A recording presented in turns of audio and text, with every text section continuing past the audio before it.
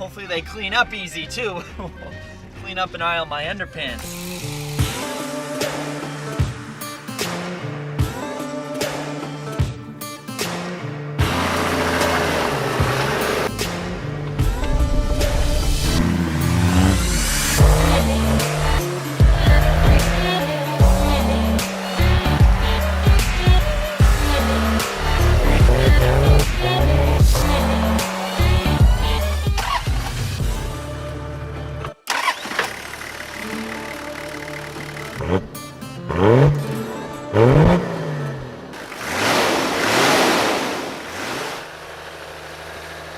Now, it's very difficult to find an SUV with the reputation of the Land Cruiser. It off-roads like a Jeep while providing the luxury and comfort found in a Range Rover. Except this one, it's actually reliable. Now, here in the States, we didn't get all the versions of the Land Cruiser.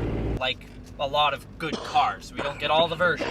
And a new Land Cruiser, well, that'll run you about 85,000 buckaroos. Oh my. So, what does a 29-year-old imported Japanese version get you? This is a 1990 Toyota Land Cruiser 70 series, and it's a two-door model, so it really is a sight to see, especially with this rare factory option FRP removable roof. And no, it's the winter. I'm not gonna take this thing off. I'm already freezing my off.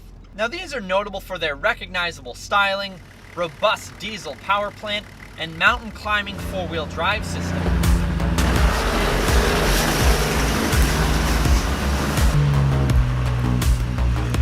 Its technology basically dates back to the 1970s, and it still works absolute wonders to this day.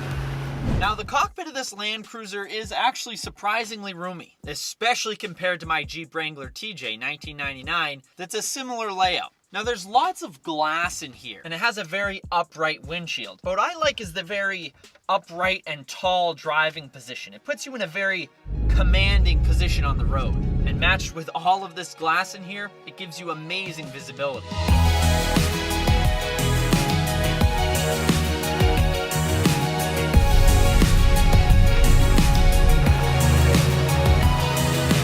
Now, these seats are absolutely comfortable enough to daily drive, but they're also well bolstered for when you're in some off-camber situations. Hopefully they clean up easy too. Clean up and aisle my underpants. For an almost 30-year-old SUV, this thing is handling this terrain awesome. And in the snow too. This thing's fantastic. Now, over the years, Toyota has fitted the Land Cruisers with a plethora of different powertrain options. This one in particular is fitted with the 1HZ.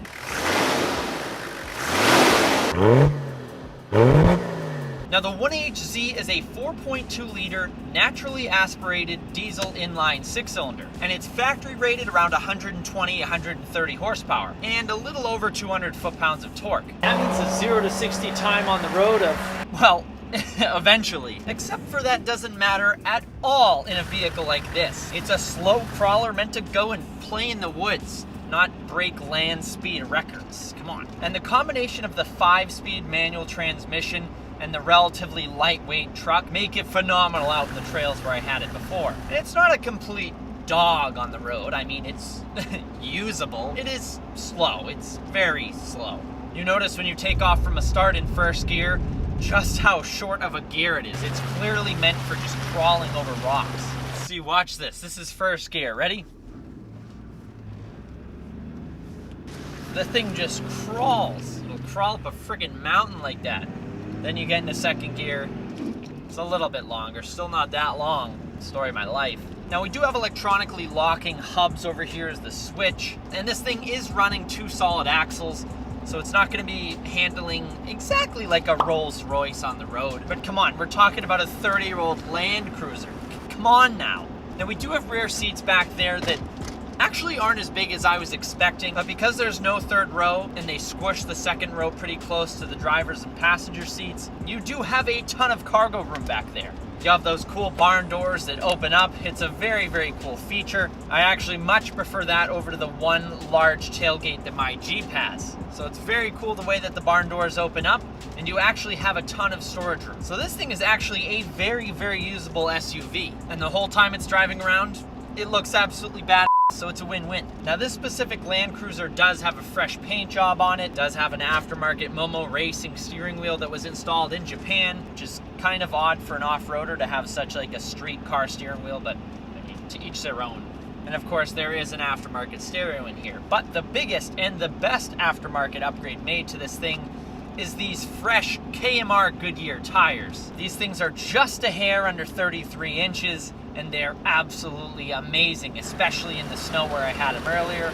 The snow, the sand, the mud, these things went fantastic. Those tires on this chassis with this powertrain, mwah, excellent. Once again, a massive shout out to my friends over at Northeast Auto Imports for allowing me to drive their 1990 Toyota Land Cruiser. I'll include a link down in the description below so you can check out their website and their wide array of JDM cars, trucks, and vans that they have available for sale. Be sure to give this video a thumbs up if you enjoyed it. Hit that subscribe button if you haven't yet, and I will see you guys in the next video. Happy motoring.